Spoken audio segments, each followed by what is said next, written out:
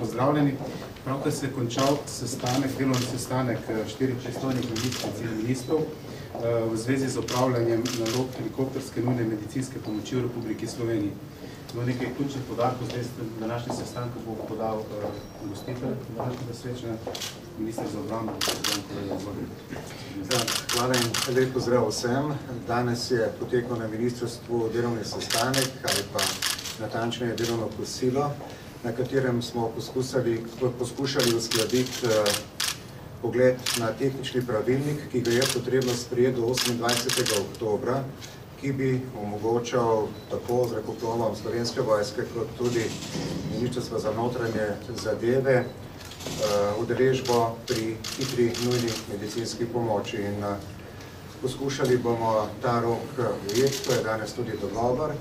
In v nadaljevanju pa seveda nas čaka zahtevnejša naloga, kako urediti financiranje v skladu s to uredbo, tako da bo ena od tem pogovorov, najbolj že v ponedeljek, ko se sestanemo kot vlada na Brdo, tudi financiranje te dejavnosti v prihodnosti, tako da tehnični pogoji pa s tem pravilnikom seveda bodo pravočasno sprejeti in s tem seveda ostajamo vključeni v ta sistem.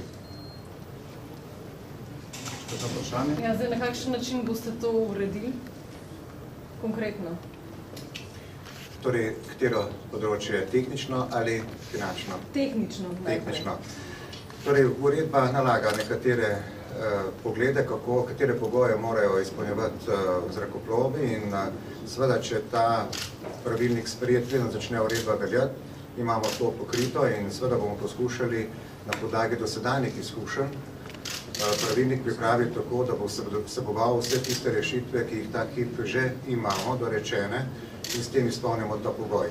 Če pa ta pravilnik ne bi bil sprejet v roku, pa seveda potem nastopi v veljavo uredba, imamo pisano več težav. Zdaj, uredba nalaga, da mora biti zrakoplov namenjen izključno, se pravi, medicinski pomoči. To pomeni, da bi kaj? Bi imeli en helikopter Slovenske vojske ali pa en policije, koliko helikopterjev, se pravi, namenjenih izključno medicinski pomoči? Ja, v prihodnosti razmišljamo o tem, da bi lahko imeli tudi prav izključno in samo za ta namen na helikopter ali pri policiji ali pri Slovenski vojski. Ta hip pa je naš namen, da to obstoječo floto, ki jo imamo, za ta namen ohranimo v tej obliki in zato hitimo in želimo to sprejeti pred to uredbo. Seveda pa, kolikor bo do sredstva dovoljevala, smo vedno zainteresirani, da kupimo tudi nove zrakoplove, ki bi bili seveda temu namenjeni, vendar mislim, da je Slovenija ta hip v takšni situaciji, da moramo uporabiti obstoječo opremo in pravzaprav zagotoviti večnamenskost te opreme, ki jo imamo. To je najracionalnejša rešitev in to je tudi smisel tega pravilnika. Se pravi, večnamenskost v smislu, zdaj, bilo je tudi rečeno, problem je, če recimo je en helikopter, recimo rešuje v gorah, drugi recimo neke medbolnišnice prevoze upravlja, kaj potem recimo tretji helikopter v bistvu ga nimate več? Seveda ga imamo. Ogroženost v Sloveniji je ta hip največja zaradi naravnih nesreč, denimo. In kot veste, smo tudi uspešno poskušali tako v sistemu civilne zaščite, kot tudi pri Slovenski vojski, vzpostavi zelo dobro sodelovanje, tako da ta dvonamenskost je resnično se izkazala kot najučinkovitejši sistem za reševanje in tudi najracionalnejši. Kaj pa vzhod države? Velik problem predstavlja vzhod države, ker v bistvu baza je samo na Brniku. In zdaj, če se nekaj zgodi od Maribora naprej ali pa tam enostavno helikopterska enota se ne aktivira. Kako boste rešili ta problem? No, to, da se helikopterska enota ne bi aktivirala, ne drži. Mi imamo pokrit celoten teritorij Republike Slovenije, tako da to aktiviranje in alarmiranje je usklajeno za celotno državo in seveda locirani smo pač na lokacijah, ki jih imamo na razpolago, ampak to ni ovira, da ne bi zrakoplov poletel. Ja, ampak, veste, več kot 1 uro helikopter potrebuje, da recimo pride. Če se zgodi prometna nesreča nekje od Maribora naprej, verjetno helikopter res ni najbolj hitra in učinkovita rešitev. No, če pogledamo lokacijo brniškega letališča, je v bistvu nekje v sredini Slovenije in ima to pokritost zelo dobro in je ta odzivni čas, ki ga omenjate, bistveno krajši.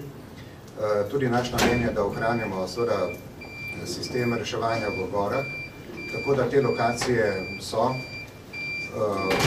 bi rekel, primerno urejene. Je pa res, da tudi vsi novi urgentni centri, ki pa nastajajo v Sloveniji, pač bodo imeli tudi opremo na način, da lahko helikopter tam vanjo pristaja, vzleta in da je tudi vsa komunikacija zelo enostavna. Tako da ni potrebno dodatnih zavarovanj na terenu, ampak je to že v sklopu teh novih urgentnih centrov, ki jih planiramo v Sloveniji, urejeno. Tako da infrastruktura je seveda zelo pomembna, ampak število zrakoplovov je tisto, ki jih pač ta kip imamo in mislim, da lahko uspešno upravljamo s tem številom te naloge.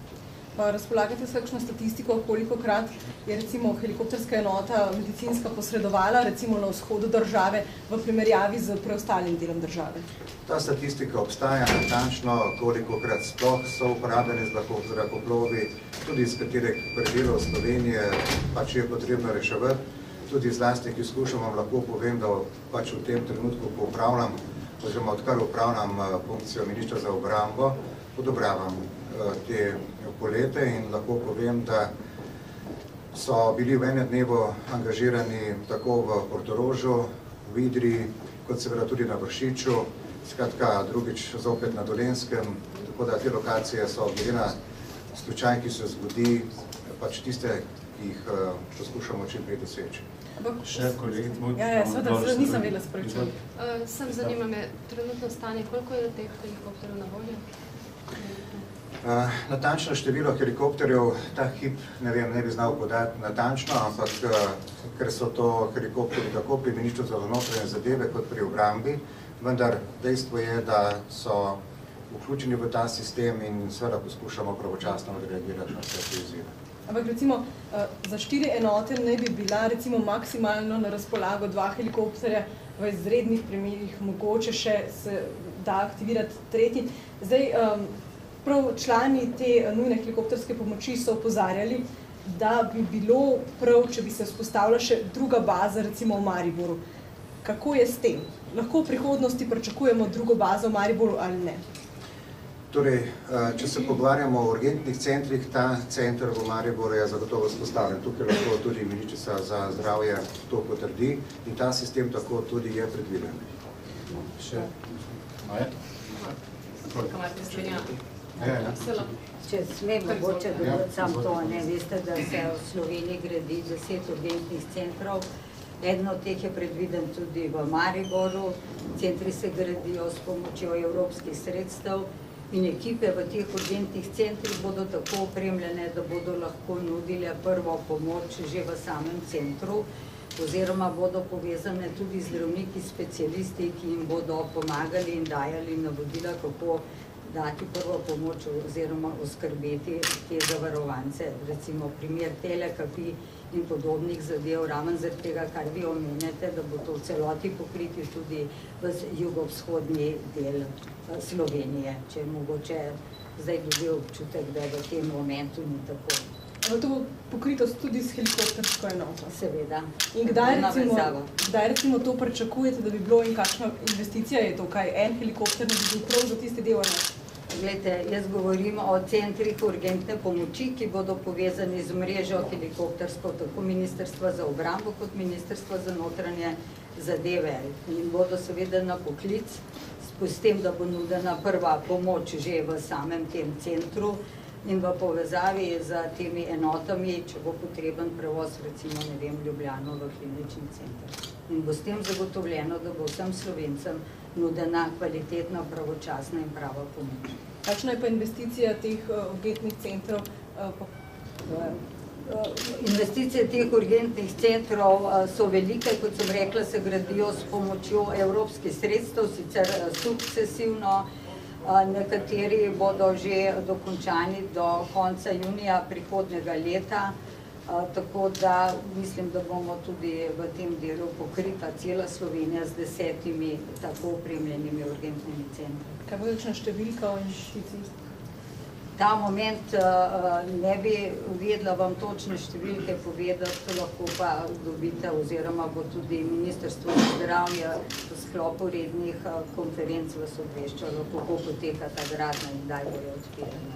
Še mogoče še zadnje vprašanje, gospodin Tomaj, ker je lahko poveste zdaj že v tem trenutku, kaj bo od 28.10. konkretno drugače? Kaj bo drugače kot doslej? In pa torej, še sami ste prej namigovali, kakšna bo razdelitev financiranja? Predvsem želimo s tem pravilnikom doseči, da ne bo nič drugače, kot je doslej. Če to zamudimo, pa seveda imamo težave in želimo ujeti ta rok ravno zaradi tega, da ohranimo takšen sistem, kot ga imamo do sedaj, in to je bil tudi namen današnjega pogovora in res je zelo pomembno, da ta rok ujamemo. Kaj pa kar se tiče financiranja, pa razdelitve med resorji? Torej, financiranje ta hip poteka tako, da pravzaprav zavarovalnica pokriva stroške prevoza in seveda bi v prihodnosti bilo potrebno proučiti, ali je možno ta sredstva pripeljati v proračun in tudi neposredno iz proračuna potem poravnavati obveznosti. To je razprava, ki jo bo potrebno opraviti še v letošnjem letu, tako da bi recimo v letu 2015 lahko tudi sistem financiranja bil skladen s to Evropsko uredbo. Hvala lepa. In na tem mestu zaključim, mogoče govora bo še veliko o tem, tako da drugih priložnosti. Tako je, to je prvi pomemben korak do 28. Hvala lepa.